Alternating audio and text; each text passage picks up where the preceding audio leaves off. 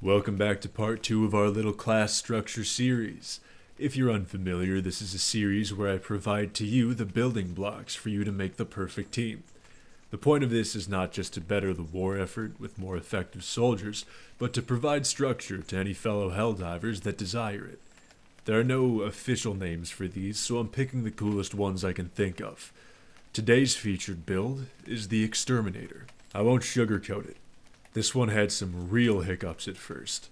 I was so used to boxing it out with the heavies from the last video that I forgot what it was like to knuckle down and put the hurt on some normal-sized enemies.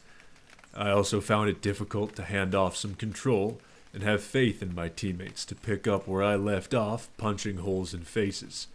I won't lie, the Exterminator route will have you down in the mud doing a thankless job tearing clankers and roaches limb from limb. The reward comes within the pride of perfecting your craft, protecting your team, and perforating the enemy. As the enforcer of the last video is tasked with breaking the will of giant enemies, you are the other hand of vengeance, focused upon eradicating everything else. You should see yourself as swarm control, if you will. You are the first line of defense between your team and the enemy. Out of the entire team, you will likely be running the most risk on the front line. If everyone does their job correctly, you shouldn't have any problems, but you need to have faith in your team's ability not to break down behind you while you're covering the front. When it comes to roaches, everything you have is going to be focused on area clearing. Stalwart or flamethrower, a shield or a jetpack if you get caught often, and then full-on area clearing from there. Napalm, airstrikes, cluster bombs, strafe runs, 500 kilogram bombs, stuff like that.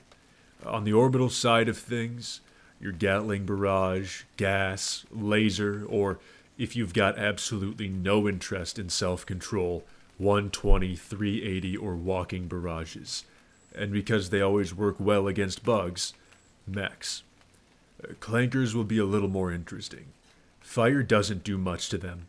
Most machine guns start to fail once you get to walkers. Usually the autocannon and occasional laser cannon seem to be very popular, at least as of late. I've made a habit of handling outposts with airstrikes, rocket pods, and orbital lasers more often than not.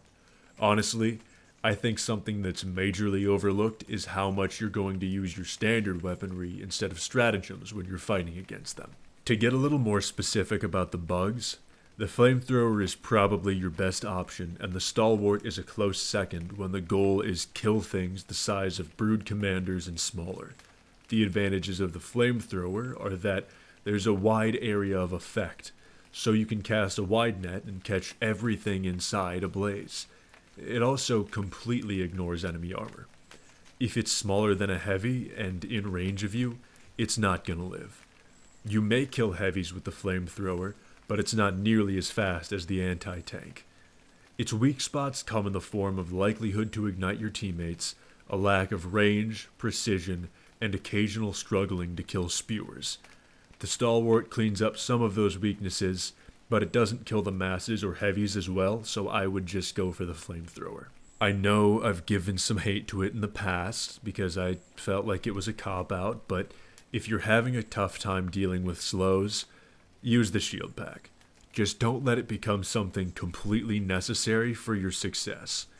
The jump pack seems to shine in pre-fight positioning and running away more than anything else. If that's you, by all means, go for it. If I have anything, it's usually a resupply pack, because across the grenades, ammunition, and stims you get, it keeps you in the fight as long as possible. As far as air and orbital support are concerned, the plan has ruined the landscape. I typically pick napalm, cluster bombs, and airstrikes if I have a spare slot left over. Bugs come in large numbers and move in tight groups, so I figure it only makes sense to have strikes with as many charges as I can get that drop in and clear out masses very fast. Standard equipment-wise, staying on the volatile, fiery theme here, incendiary grenades or any grenade you have with a wide area of effect would be preferable. I'm always using the senators, so not much point in talking about the secondary, Primary-wise, I pick Punisher. Slugger isn't half bad as well, I suppose, so long as you can aim it. The Punisher fills the gaps left by using flamethrowers in handling spewers and shriekers, or whatever the hell the flying ones are. It's also rather good at killing generally every medium to small-sized bug in one hit. If it can't kill them, it will at least stagger them into oblivion. The stratagem assortment for clankers is also pretty airstrike heavy. I would say that's due in part to how much easier it is to crush factories with an airstrike than it is bug holes. I would opt for the autocannon over the laser cannon. The key differences being the autocannon is a one-and-done sort of weapon, whereas the laser cannon likes to take its sweet time. However, the laser beats the autocannon in terms of reloading, provided you don't overheat it, as you need to become stationary to reload 5 shots at a time into your autocannon from your backpack. If you're in cover, it shouldn't be too much trouble. Oh, and make sure somebody on your team has an anti-tank weapon, because you kinda don't. As far as air support is concerned, your heavy hitters are going to be the airstrike, rocket pods, 500 kilogram bomb, and orbital laser. Save the laser for throwing at large outposts. Use everything else freely so long as you make sure it destroys a factory or a group of clankers when it rolls through. If you learn to use them correctly, your primaries can do most of the heavy lifting. I prefer the Scorcher against bots above all else, but I understand not everyone has access to that. If you don't, I suggest starting to work towards that. It'll stop short at walkers, but you can get some real good use out of the Slugger.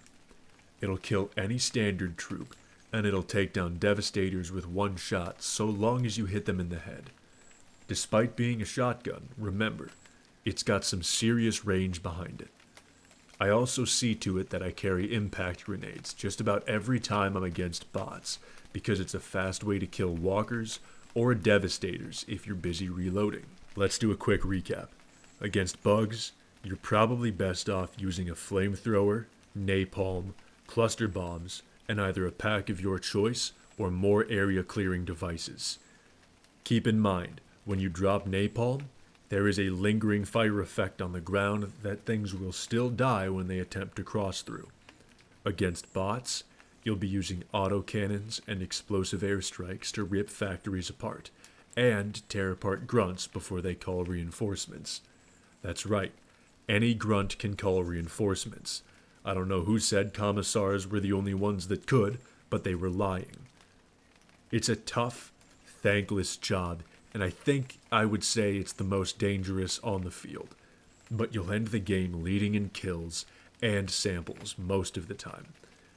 And you can take a great deal of pride in the simple fact that the mission would not have been possible without your contribution. Each member plays an invaluable role to the success of the team.